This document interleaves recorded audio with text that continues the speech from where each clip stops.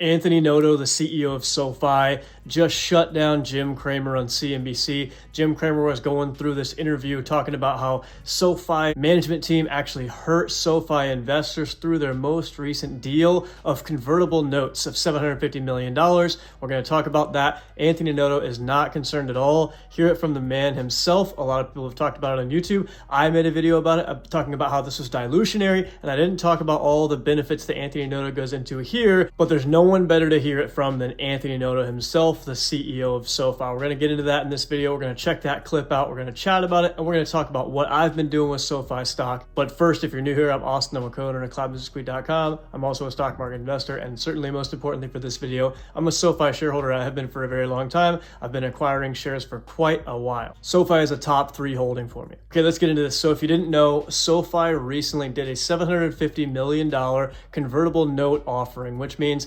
these notes, this debt, could be converted into shares at some point in the future, and the due date is 2029. So that's the latest that they could convert into shares. They did a capped call transaction with this, and they basically said they're going to use the proceeds from this convertible note transaction to pay down old debt that was at 12%, I think 12.5% actually interest rate, which is insanely high, and they got that all the way down to 1.25%. So the idea is that over time, this is going to help their bottom line in a massive way, and that's been one of the main criticisms of SoFi. No one criticizes SoFi for their growth, right? SoFi's growth is absolutely ridiculous. People have criticized SoFi for the bottom line, the profitability numbers. So anything SoFi can do to increase those profitability numbers quarter in, quarter out, year in, year out is going to be huge for the stock price in the long term, because sentiment, number one, and two, stocks follow earnings in the long term. So if we can do things that are beneficial as a management team to the earnings over time,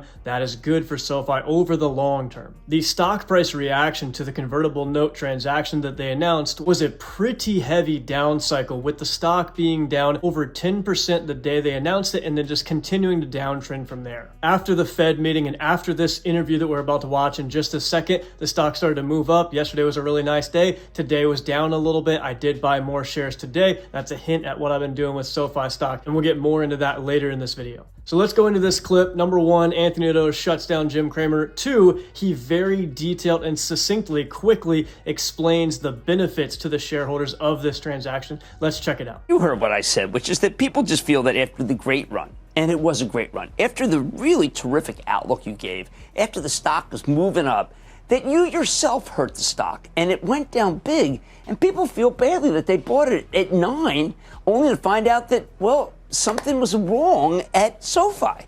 Yeah, I think it's important to understand why we did the convertible deals, why we did the buyback, and the benefits to shareholders that I don't think are truly understood by the market. Well, this is your chance. The first point is we did this deal from a position of strength. We just had a record 2023, over $2.1 billion of revenue, up over 30%, 40% growth in our members, our first quarter of GAAP profitability, over $400 million of EBITDA generation, and gave an outlook that was going to be for full year positive GAAP profitability in 2024, as well as continued strong growth in our tech platform, as well as our financial services business. And we're going to be more cautious on the personal loan business.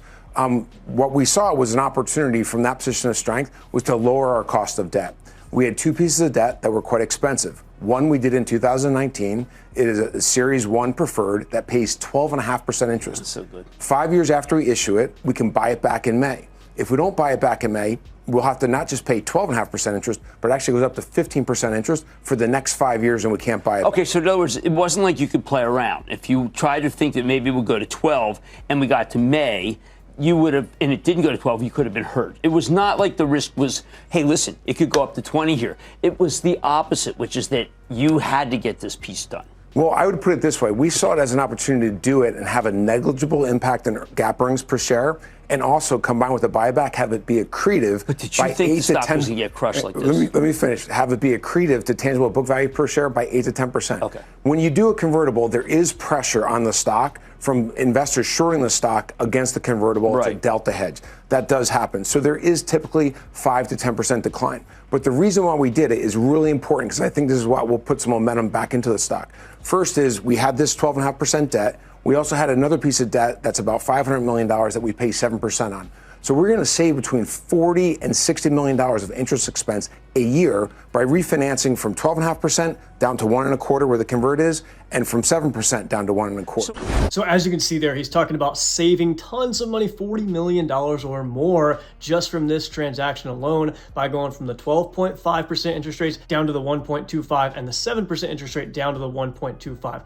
Beautiful move by Anthony Noto and the team. I've been picking up more shares. That's what I have been doing with the stock. I told you I was going to talk about that. Let's check it out. We're going to look at what I've been doing with the stock. March 5th, the day they announced this transaction, I had a purchase of 743, 723, 739, 781, 775. The next day, 725. The next day after that, 731, 720. All kinds of buys leading up to my lowest purchase recently, which was on March 19th of $6.85. And then I bought more shares today at $7.32. I have been acquiring SoFi in a big way. Yes, it's a top 3 holding for me. Yes, it's an overweight stock in my portfolio, but the stock is undervalued when you look at these forward PE numbers based on SoFi's guidance, which by the way, I think they're sandbagging in a big way. I'll put the numbers on the screen. I think they're going to absolutely crush these EPS numbers that they've guided for. As far as management teams go, SoFi management team is absolutely legit, specifically Noto, the CEO. He's the perfect CEO for a company that you're trying to hold for the next 5, 7, 10, 12, 15 years. He has that perfect long-term outlook of what's going to put SoFi in the best position,